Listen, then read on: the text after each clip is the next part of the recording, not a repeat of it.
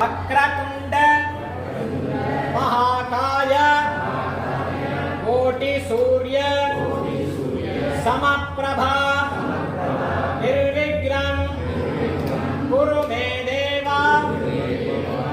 सर्व कार्येषु सर्वदा सर्वदेव अग्रज श्रेष्ठ विग्रेश गणनायक त्वाम् उपास्य च यत्कर्म तत्कर्म सफलं कुरु महागणपतये नमो नमः.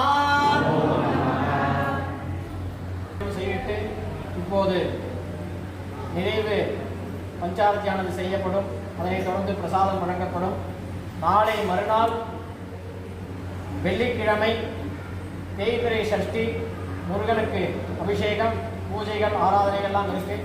எல்லா பக்தர்களும் இதே மாதிரி கலந்து கொண்டு முருகனின் அருள் பெறுமாறு வேண்டிக் கொள்கிறோம். வருகிற ஞாயிற்றுக்கிழமை